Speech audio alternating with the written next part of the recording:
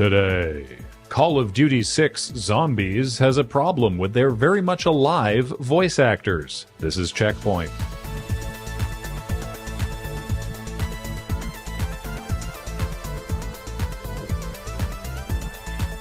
Welcome to CheckPoint. It's the Game Awards tonight, and Jeff hasn't yet tempered our expectations. In fact, the opposite. Jason Schreier says there's two moments that will make you say, holy shit!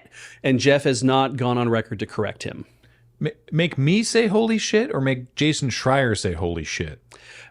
Jason's seen so much that if something makes him say holy shit, your head might simply explode. Electronic Arts has improved upon its 2021 pledge to make their patents for accessibility features open source with the addition of 23 new patents, such as improved speech recognition and better personalized speech in games, adding to their existing available patents for things like auto-detecting contrast ratio or an adaptive gaming tutorial illustrated here by a man standing near a box. EA still owns the patents, but they've pledged that anyone can use them, and they've done it in a way that is legally binding and irrevocable. Except in the case that someone who uses them then tries to sue EA for infringing on their own patent, in which case that party would not be allowed to use the patent anymore. I'm really struggling with this story because great job, EA. This is objectively just good, and EA generally sucks out loud. So I'm trying to resist my trained urge to snark on them for being a bunch of ding-dongs. Instead, I will distract myself with some of their funny patent images, like this one, where an angry child yells at their tiny men, or one where angry people listen to music, or a color blindness test that is worrying me because either it's in grayscale or I have just failed this test. Unlikely comebacks and unbelievable frags take a backseat this week to unsatisfied workers on the battlefield of employee versus AI. Voice actors for Call of Duty 6 Zombies have refused to continue working on the series due to lack of AI protections in their contracts, according to habitual Call of Duty leaker The Ghost of Hope. To be abundantly clear, what's alleged to be happening here is not that Treyarch, the developer of Black Ops 6, is currently using AI voice actors in their games. It's that the established voice actors who've worked on their games aren't being offered sufficient promise that further work they do won't be used to feed an AI who could in the future churn out works that exclusively Treyarch would own. The same issue facing Hollywood actors and writers has now likely stripped Black Ops fans from enjoying any new lines delivered by their long-beloved voice actors for Samantha or Richthofen. To be furtherly clear, this is all alleged, and neither the voice actors themselves, nor Treyarch, nor Microsoft, Activision, King Blizzard, going local concern, have released an official statement as of time of filming. Thanks, the legal profession. In potentially related news, splash art was released for the holiday-themed Necroclaws, a zombie Santa who I have to guess throws grenades down the chimneys of players both naughty or nice. The artwork of the undead figure of legend has 6 fingers! So at least the AI art generator is playing the hits for us during the holidays. This led to Reddit user Sean Ledee sleuthing out even more undisclosed AI art on loading screens included as part of paid bundles in COD Zombies, like this building that phases out of existence. No tricky, inconsistent borders or suspicious shading available only to sleuths with a visual art background, just something anyone whose job it might have been to catch this stuff would have caught, if only that person were getting paid a living wage and not about as real as Santa Claus. Slur enthusiasts are up in arms as League of Legends has updated Viktor's model and voice lines to better match his character in Arcane.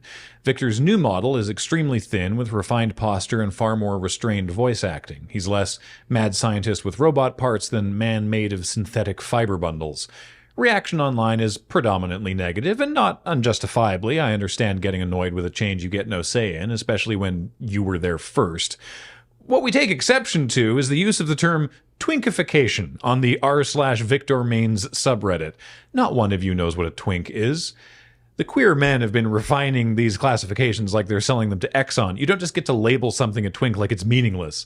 This isn't bear, a term that gets thrown around generously if body hair exists. Twink is a definition as razor thin as their bodies. It is a term that is merciless in its prescriptiveness. I get that League players think they're mean, but try telling someone in the real world that anyone with bags under their eyes is a twink.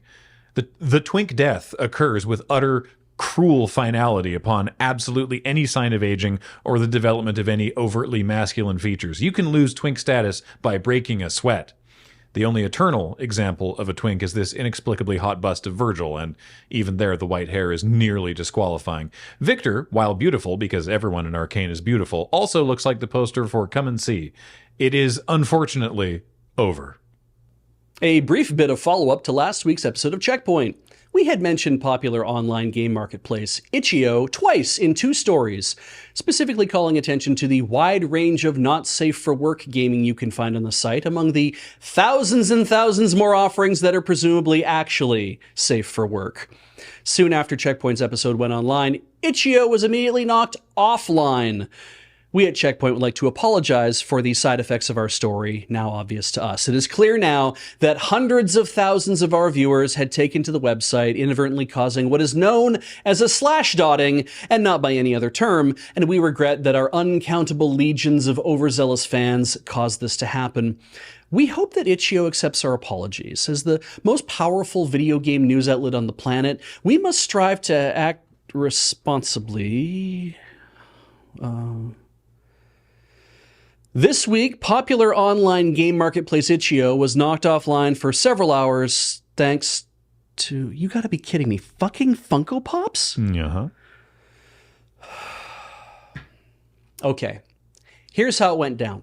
Funko uses a product called Brand Shield to target brand abuse on the internet.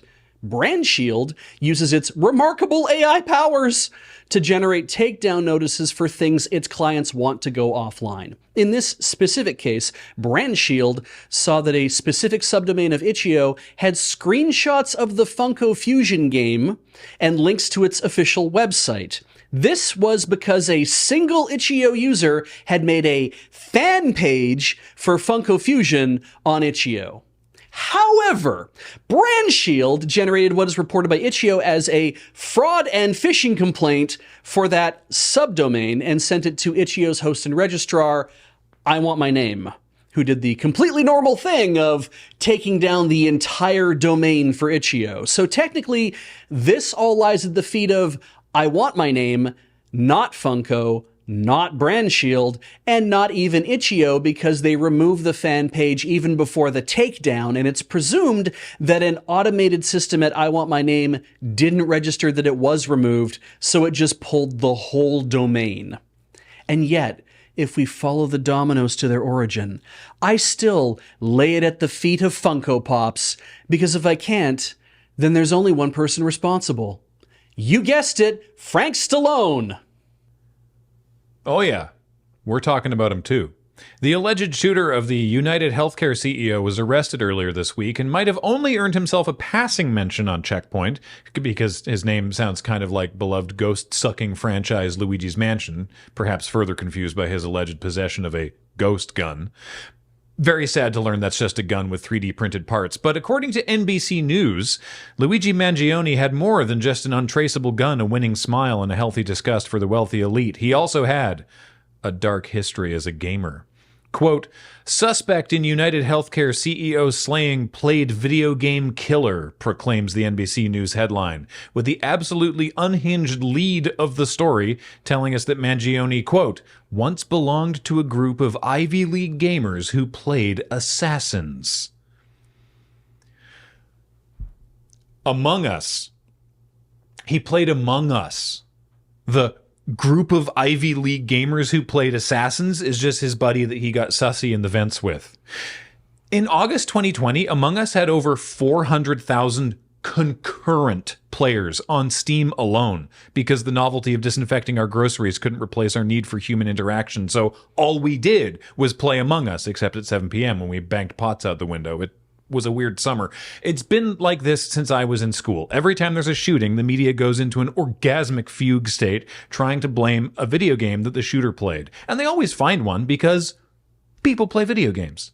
And they're always best sellers because shooters have basic-ass media taste, I guess. I don't know, but the media's never run a story on how a shooter got radicalized after playing Choo Choo Rocket for Dreamcast. That at least would be believable. Point being, they're games millions of people play. And just like other best-selling scapegoats, Grand Theft Auto or Call of Duty, if everyone who's played Among Us killed an ultra-wealthy executive, well, we'd have a lot fewer ultra-wealthy executives because we vastly outnumber them, and as far as I'm concerned, we were all doing our tasks in electrical.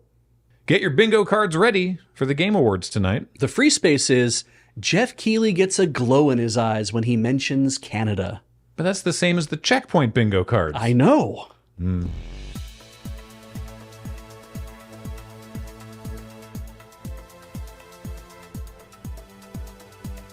Coming up.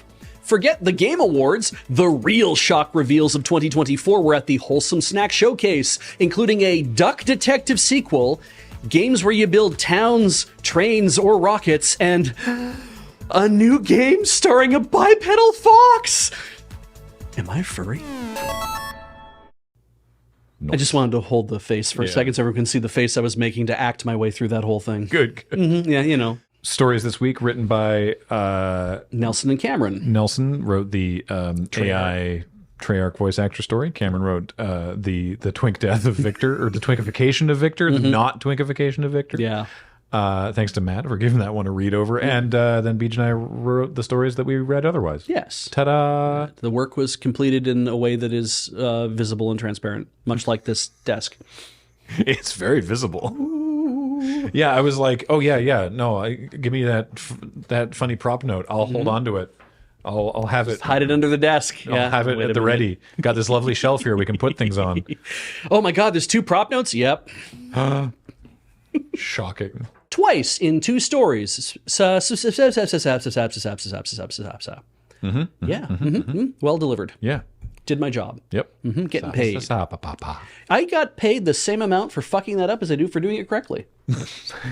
Well, why not just fuck it all up? Yeah, why not just keep fucking it up? Yeah. I have some thoughts. Okay. Weird week, gaming news wise, because I mean, the game there's basically never like news at the Game Awards, right? There's a lot of announcements, but it's the same as it was for E3 or Tokyo Game Show or anything. It's like, for our purposes, game happening is not news. No, absolutely not. No. And it's coming up on the end of the year, so unless you like listicles about the year in retrospect, there's not as much going on. Actually, there's a story. I'm surprised you didn't jump on this one. Pal World, right? Yeah. Got Nintendo was like, okay, we've checked all the stuff, and we are indeed going to take legal action against Pal World.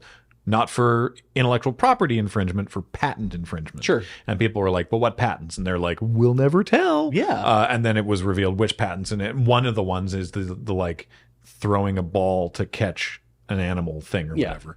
That's all going to court. Probably in Japan. Later. Yeah, that hasn't happened yet. But in their recent update, like in Pal World, you no longer like take out a ball and like throw it to summon a pal. You just do you shoot it with a gun? No, God damn it! It just appears. Come on, Pal World, grow some nuts. Yeah. You've already shown that everything in your game should carry guns. You might as well be shooting your friends with guns so that they belong to you. So like when you summon a pal, you don't take out the like pal, the friend orb or whatever they call it in that game, and then like you just sort of go this one, and then it pops up beside you. So it's like, I guess trying to get it ahead of that. I was kind of hoping that it would be something like, so you pull out a Walkman and you put a cassette in and you play that, and then they're going to get sued by a different company. Right. I'm going to mention that. I know this is not a story that we talked about also, but there was an interview with Michel Ancel about Beyond Good and Evil 2. Okay. Right. So if you recall, he left Ubisoft to go like work with animals. Good. He was like, I'm out of here. He's not back now, but he is consulting with them on a forthcoming Rayman project, because Rayman was one of his things. Yeah. But anyway, I'm going somewhere specific with this. This was an interview where he's like talking about how a bunch of the problems with Beyond Good and Evil was like managerial clashes, and like the game director wanted one thing and the art director wanted a different thing and all this stuff. And the article links to like this gameplay video sort of breaking down what the gameplay will be like in Beyond Good and Evil 2. Sure. Okay. Right. And for one thing, having played the first Beyond Good and Evil, it's nothing. It's a totally unrelated game, like in terms of the gameplay. But I was like, oh yeah, right. This was from a couple years ago. It was from 6 years ago. Oh, It was. yeah. It's been so long, and the comments on the video from 6 years ago were like, "Hey guys, take another 5 if you need to, like really, don't release it before it's ready." And Yeah. I'm like, well, they sure aren't doing that. Yeah. Let it cook. Like, Oh my god. yeah. Sometimes it needs to be in an oven for at 450 for another 5 years. How much money has Ubisoft wasted on this game? When it comes out, it's going to be dog shit. Yeah, man. Yeah. It's not going to be good. What's funny is that as I was saying that sentence, I'm like, I have 2 ways I can go with this, and I don't know which one that my tongue is going to say. It's going to be dog shit or remarkable, and I'm kind of like, well, I mean, I could have just said remarkable, and it could have meant either thing. I was going to say, that's not mutually exclusive. No, It could be remarkably dog shit. yeah. If you're watching this on day of release, if you're watching this in the hour of release, Yeah. you can head over like right now to our twitch.tv/loadingreadyrun for a co-stream of the Game Awards tonight. That we were very graciously invited to by our best friend Jeff Keighley. I know that because I get emails about it all the goddamn time. I got an email that said you've been invited to co-stream the Game Awards. And I've registered us for it. So did I. Yeah, good. Oh, well, So, all right. Awesome. We're registered.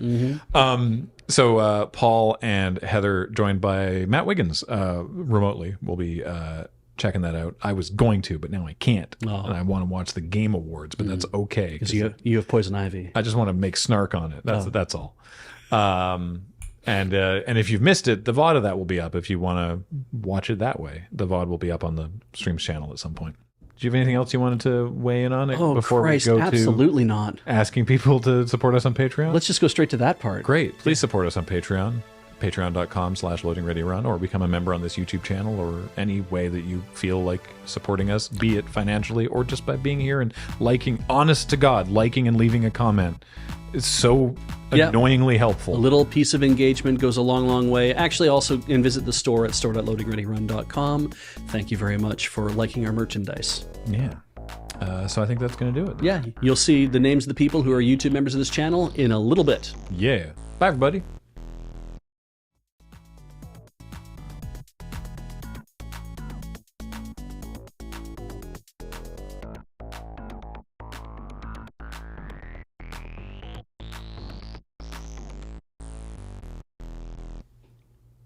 One more time, sorry.